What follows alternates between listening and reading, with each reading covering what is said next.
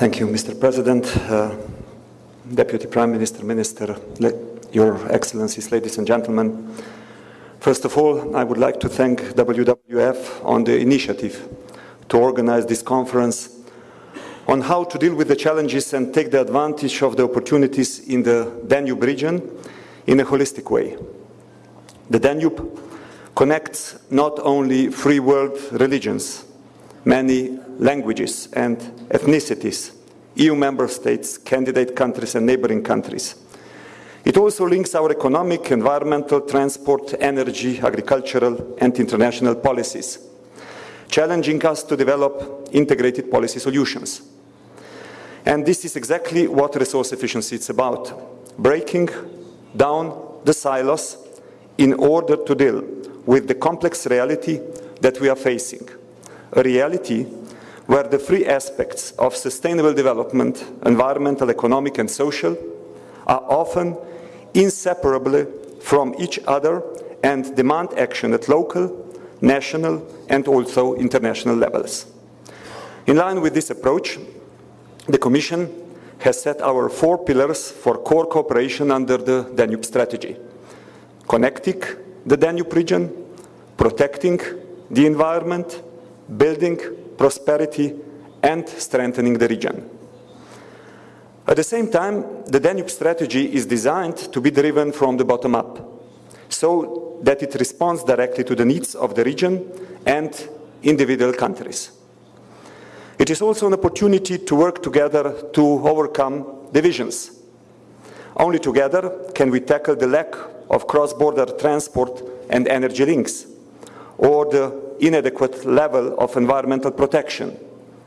Only through concerted action can we make optimal use of Danube and its waterways for environmentally friendly transport and preserve its rich natural heritage as home to over 2,000 plant species and over 5,000 animal species, as well as more than 2,400 Natura 2000 sites. Achieving progress on all these priorities is not always obvious. In the context of ongoing economic crisis, one often hears the argument that we should focus on economic growth and come back to environment once we have fixed our financial situation and we all have our jobs back. Well, we can engage in such short-sighted thinking, but it will simply not work. In reality, there is no real policy distinction between the short term and the long term. I'm convinced that if there is to be growth, it will have to be green growth. Unless we transform our economies into resource-efficient, low-carbon economies in coming years, we will find ourselves in much deeper economic trouble than we are already in today.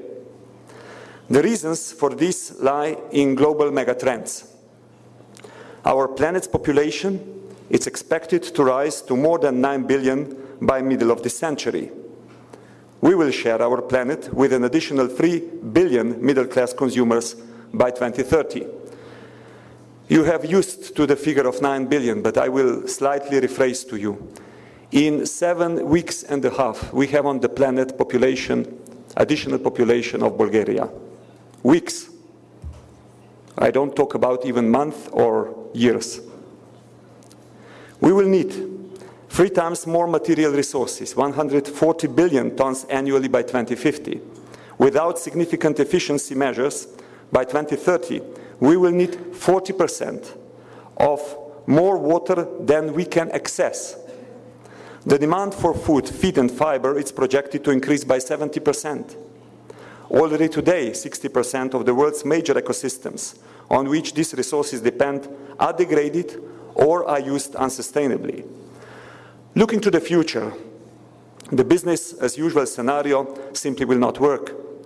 Transition from our current resource-intensive economic growth model to a resource-efficient growth model to a circular economy is not only absolutely necessary, it is in fact inevitable for all our economies. For Europe, the eventual exit from the crisis is inextricably linked to the environment. Why? Firstly, we use a lot of resources. the European economy is built on decades of resource-intensive growth. We use 15 tons of raw materials per person per year. But even worse, per person, the European economy generates on average more than 6 tons of waste a year, almost half of which is disposed of in landfill sites. Secondly, resources and energy are getting more and more expensive. After a century of declining resource prices in real terms, pressures on supplies have led to a steady increase in prices since 2000. On average, real prices for resources increased by more than 300% between 1998 and 2011. At the same time, resource price volatility also increased. Here in Europe, 87% of EU companies expect resource prices to continue rising in the next 5 years. Thirdly, already today, resources are a dominant factor in the cost structure. For example, in German industry, you can connect 18% to the labor cost and 43% to the resource cost. And as you know, German industry is not the cheapest when it comes to labor.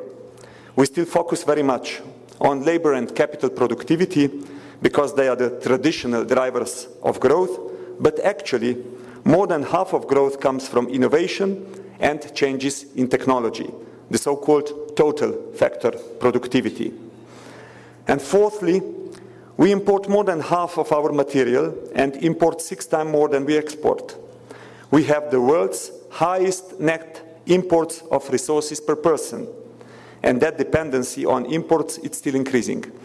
The same goes for energy, where in Europe we are 60% energy dependent on imports, and estimates are that we are moving up to 80. Here in Bulgaria, you will understand well the challenges of import dependency and the legacy of resource-intensive development. Currently, Bulgaria has the most energy-intensive economy in the European Union. However, it is not all bad news. There is also enormous potential. For example, our studies show that the benefits of better waste management achieving the recycling targets could create more than 14,000 jobs in Bulgaria and increase the annual turnover of waste sector by more than 1.5 billion euros, while at the same time reducing greenhouse gases by 5 to 9%. The potential of the green economy can be illustrated by looking at the European eco-industry.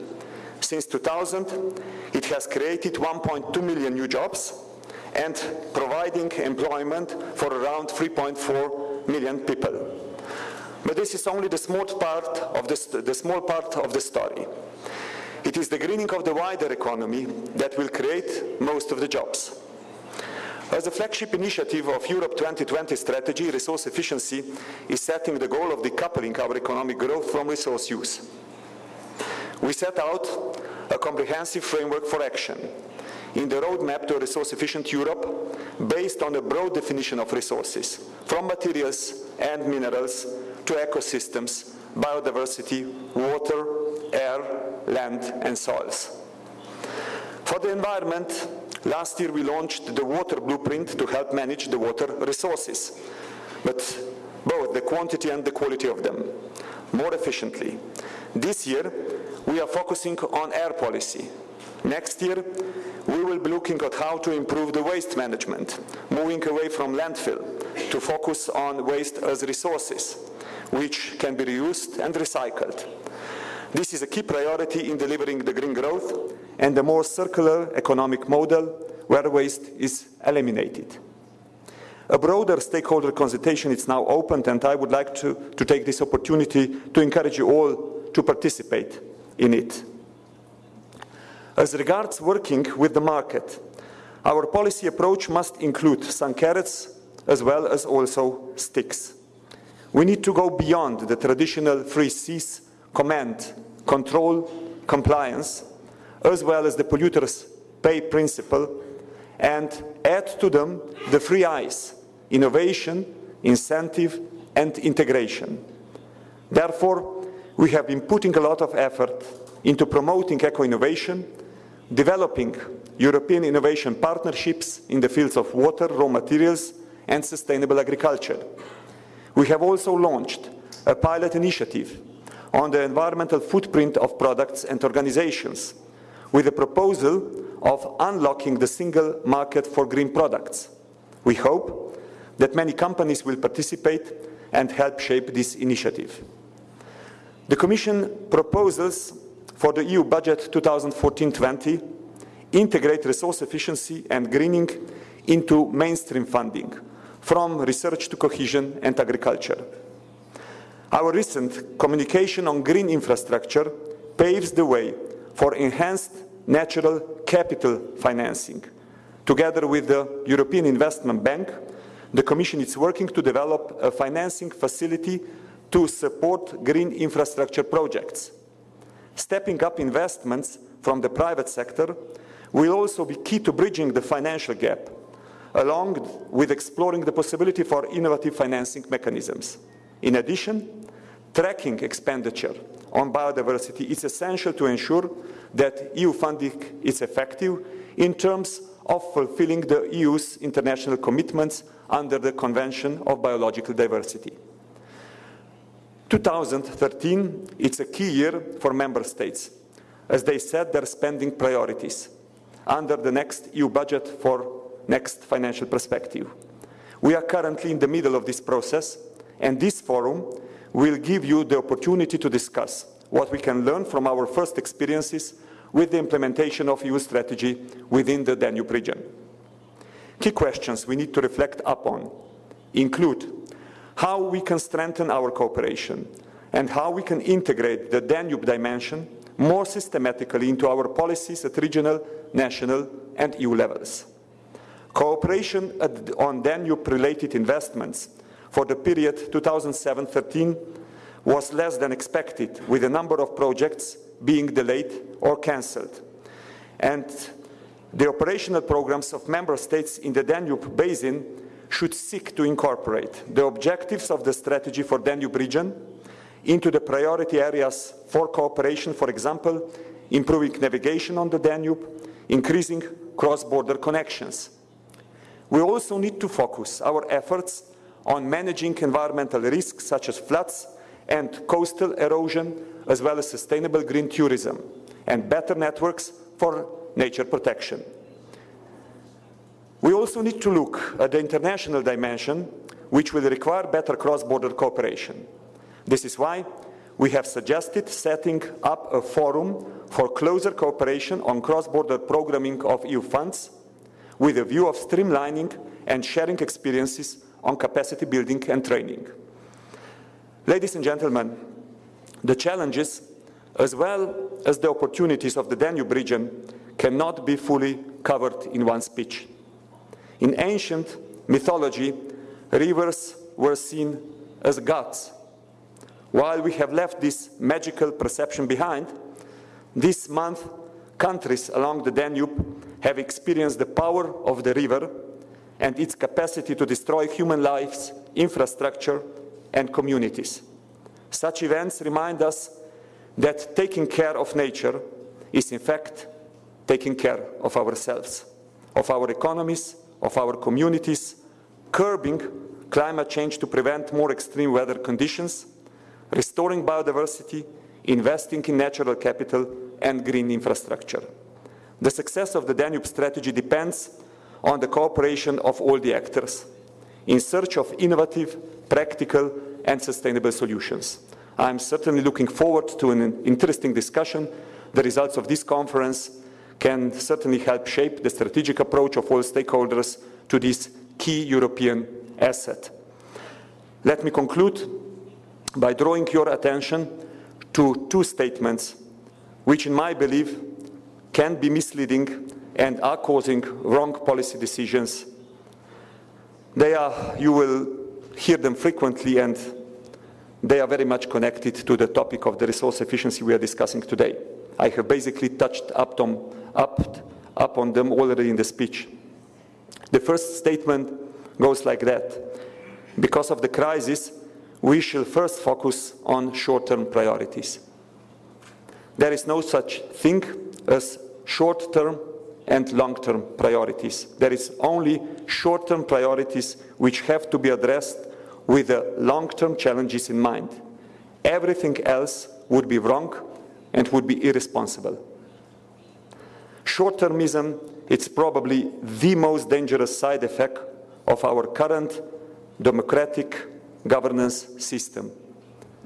I don't know any politician who would be re-elected, so granted your votes because he or she is thinking long-term. I don't know any of the CAO who would be rewarded on the basis of 5 years results, yearly results, or even quarterly accounts. Unfortunately, in the 21st century, this is not working anymore. The challenges which we are facing are simply such that this kind of logic doesn't go together. So we need data collection, reporting system, rewarding mechanisms, decision-making processes which are looking long-term. We need corporate sustainability reporting. We need natural capital accounting. We need to go beyond the GDP logic. And second sentence, which I think is terribly wrong, is higher environmental protection, it's an obstacle to higher economic growth in Europe. The growth rates in Europe from the 1960s goes like that. In the 1960s, the average growth rate in Europe was 5.4. In the 1970s, 3.8. In the 1980s, 3.1. In the 1990s, 2.3. In the first decade of the 21st century, 1.4. I hope you don't believe that this is connected with environmental legislation. Producing products using less energy, using less water, using less raw materials, producing products which are reusable and recyclable, is creating higher competitiveness in Europe. This is the only way how we can actually keep the industry in Europe. As the President said rightly, it is not about green growth. It is actually just about growth which happens to be green. Full stop. Thank you.